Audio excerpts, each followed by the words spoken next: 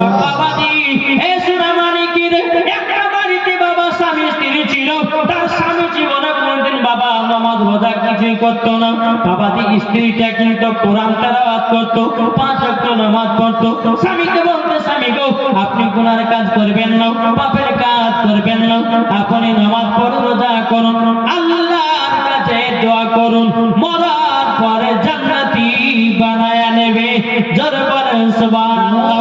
তিনার স্ত্রী বাবাজি আপনার পর্দাবালি, জীবনে কোনদিন ফজরের সময়তে বাবা কোরআন পড়া বন্ধ করতো না। জোরে বলেন সুবহানাল্লাহ। প্রত্যেকদিন বাবা সকাল বেলাতে ফজরের নামাজের পর বাবাজি সূরা ইয়াসিন তেলাওয়াত করতো। আমার নবী মুস্তাফা বলতেছি, যেই ছেলে হোক যে আমার উম্মতানেরা যারা সূরা ইয়াসিন প্রত্যেকদিন ফজরের নামাজ পড়তে তেলাওয়াত করবে, তার যদি মরণ হয়ে যায় জীবন তার লাশ পচবে না, পোকা তো খাবে না। বাবাজি মুসলমান ভাইরা সাপেও খাবে না, পোকামাকড়ও খাবে না, তার লাশ থেকে বাবা সুগন্ধ বাড়ায়। সুবহানাল্লাহ সুবহানাল্লাহ। এই বাবাজি মুসলমান ভাইরা, বাবা আমার সোনামানিকেরা, এই মহিলাটা বাবাজি একদিন হঠাৎ করে যখন মারা গেছে, মারা যাওয়ার পরে তাকে বাবা দুনিয়ার মানুষেরা বাবা কবরে দাফন কাফনের ব্যবস্থা করে দিয়েছি। তিনার স্বামী প্রত্যেকদিন বাবাজি আল্লাহর কাছে দোয়া করে, আল্লাহ গো আমার বিবি আমাকে নামাজ পড়ার কথা বলতো, আমার বিবি আমাকে কোরআন পড়ার কথা বলতো, আমার বিবি আমাকে রোজার কথা করার কথা বলতো, আল্লাহ গো বিবিটা চলে গেল, আর জীবন কোনদিন পাপের কাজ করব না, আল্লাহ গো আমার বিবিকে জান্নাতি বানিয়ে নাও। তিনার স্বামী একদিন কবরে এসেছে, বিবির কবরে এসেছে, আসার পরে বাবাজি কবর থেকে বাবা খুশবু বেরোতেছে। সুবহানাল্লাহ। কবর থেকে খুশবু বেরোতেছে। তিনার স্বামী বাবা একটা কবর নিয়ে এসেছে, কবরটাকে পড়বে যে দেখি বিবির কবরে এত সেন কেন। একজন বাবা ইমাম সাহেব এসে বলতেছে, হ্যাঁ ভাই তুমি কবর করছো কেন, কিসের জন্য করতেছে বলো না, বলো না। তিনি বলতেছে, বলে ভাই আমার বিবির কবরে আসলাম, এত খুশবু পাওয়া যায়, দেখতে চাই আমার বিবি কবরে কি অবস্থায় আছে। ইমাম সাহেব বলতেছে, বলো গো কবরখানা করবেন না, আপনি আমার কাছে আসুন, আপনার বিবির কবরে কেন এত সেন বাড়াতেছে আমি তার বর্ণনা দিতেছি। তখন সিনা বলতেছে, বলো ইমাম সাহেব কি বর্ণনা দিবেন। বলো ভাই তোমার বিবি দুনিয়াতে কি কাজ করতো। তখন বলছে, বলো ইমাম সাহেব আমার বিবি সকাল বেলায় ফজরের নামাজের পর কোরআন তেলাওয়াত করতো, সূরা ইয়াসিন করতো, পর্দা করতো, জীবনে কোনদিন মিথ্যা বলতো না, আমাকে নামাজের কথা বলতো। এটাই ছিল আমার বিবি দুনিয়াতে। কিন্তু ইমাম সাহেব বলতেছে, বলো ভাই তোমার বিবি কোরআন শরীফ ইয়াসিন সূরা আমল করার পরিবর্তে আল্লাহ পাক আল্লাহ তাআলা তোমার বিবিকে জান্নাতি বানিয়ে নিয়েছে। জোরে বলেন সুবহানাল্লাহ। বেরাদ মুসলিম মাদ্রাসা মানিকের, হে সোনা মানিকের, তাহলে বাবাজি বোঝা গেল। আমি আপনাদেরকে বলতে চাই মা কোরআন বাবা পড়ুন। ও ভাইরা আপনাদেরকে বলি কোরআন পড়েন, কোরআন ছাড়া কোনো গতি নাই, নামাজ ছাড়া কোনো গতি নাই, রোজা হজ যাকাত করা কোনো গতি নাই। কিন্তু বাবাজি নামাজ রোজা কোরআন পড়তে গেলে বাবা সর্বপ্রথমে বাবাজি কিসের প্রয়োজন আছে? বুঝতে পারলেন না?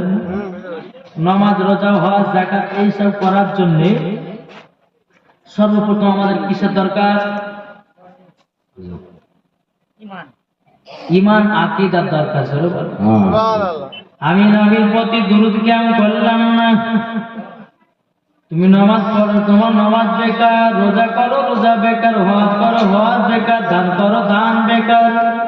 ঠিক তাইলে বাবাজি ঈমান আকীদা আমাদের দরকার আছে না নাই? আছে। একটু জোরে বলেন না। বাবাজি ঈমান আকীদা দরকার আছে। যার ভিতরে ঈমান আকীদা ঠিক থাকবে বাবাজি মুসলমান, ওই ব্যক্তি নামাজ রোজা হজ যাকাত যা করবে বাবাজি সব কিছু আল্লাহ দরবারে কবুল হবে। জোরে বলেন সুবহানাল্লাহ। বাবা আমার সোনা মানিকেরা ও বাবারা টেনশন করবেন না ভাই আপনাদেরকে বলে যে এই যে রাত্রে বেলা এত কষ্ট করে বসে আছেন আচ্ছা বলুন আমার নবী মুস্তাফা দেখতে পাচ্ছে কি পাচ্ছে না পাচ্ছে কি গো যারা বাড়িতে ঘুম পাচ্ছে তাদেরকে দেখতে পাচ্ছে কি পাচ্ছে না পাচ্ছে জি যারা মেলাতে বা বাদাম জিলাপি খাচ্ছে দেখতে পাচ্ছে কি পাচ্ছে না? তাদেরকেও দেখছে জি এটা আমার কথা না কোনো মুক্তি মুহাদ্দিসের কথা না আল্লাহর পবিত্র কোরআনের কথা যে আমার নবী মুস্তাফা এই জান্নাতি বাগানে হাজির ও নাজির আছে জোরে বলো সুবহানাল্লাহ আছে না না জি পবিত্র আল্লাহর কোরআন বলতেছি ইয়া আইয়ুহান নাবিয়্যু ইন্না আরসালনাকা শাহিদাও ওয়া মুবাশশিরাও ওয়া নাযীরা হে আমার বান্দা বান্দীরা আমার নবীকে দুনিয়াতে হাজির ও নাজির করে পাঠিয়েছি সুবহানাল্লাহ তাহলে আল্লাহ যদি পবিত্র কোরআনে বলে আমার নবী মুস্তাফাকে দুনিয়াতে হাজির ও নাজির করে পাঠিয়েছি তাইলে বলুন আমাদের নবী হাজির আছে না নাই আছে তাইলে বাবা যে নবী যদি হাজির থাকে নবীর প্রতি দুরূদ পড়বেন তো নবী শুনতে পাবে নবীর প্রতি কিয়াম করলে নবী শুনতে পাবে নবীর প্রতি নাত মান গাওয়াত করলে বাবা নবী শুনতে পাবে এটাই বাবা ফেরেশতাদের রাখি দাও এটাই বাবা তাবেঈনদের রাখি দাও এটাই বাবা সাহাবাদের রাখি দাও এটাই বাবা ওলিদের রাখি দাও এটাই বাবা সুন্নিদের রাখি দাও জোরে বলেন সুবহানাল্লাহ এই বাবা আল্লাহর পবিত্র কোরআন আরো বলতেছি আন-নাবিয়্যু আওলা বিল মুমিনিনা মিন আনফুসিহিম আল্লাহ পাক আল্লাহ তাআলা বলতেছি প্রত্যেকটা মুমিনের আত্মার চাইতে আমার নবী নিকটে আছে সুবহানাল্লাহ সুবহানাল্লাহ আল্লাহর পবিত্র কোরআন বলতেছেন আন-নাবিয়্যু আওলা বিল মুমিনিনা মিন আনফুসিহিম প্রত্যেকটা মুমিনের আত্মার চাইতে আমার নবী নিকটে আছে তাহলে আত্মা আমাদের কোথায়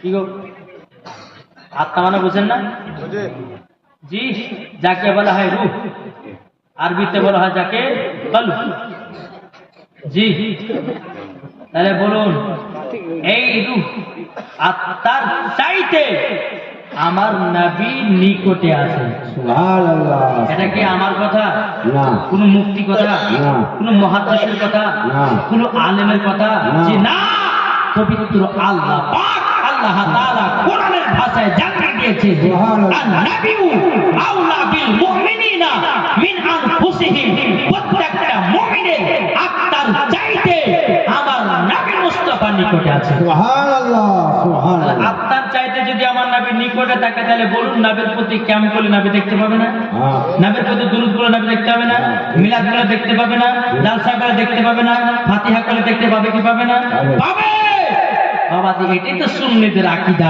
তার জন্য তো নবীর প্রতি দুরূদ পড়ে কেমন করে সালাম করে ধরে সুবহানাল্লাহ আসুন বাবা যে মুসলমান এতক্ষণ আপনাদেরকে ঈমান আকীদা নিয়ে যেটুকু পারলাম বাবা যে বললাম আমার জ্ঞানের ভিতরে জি আসুন আমার মায়েদের যেহেতু মনের আশা যে হযরত রাবিয়া বসিরের জীবনী শুনবে ঠিক না জি তাহলে একবার করে বলুন আল্লাহু আকবার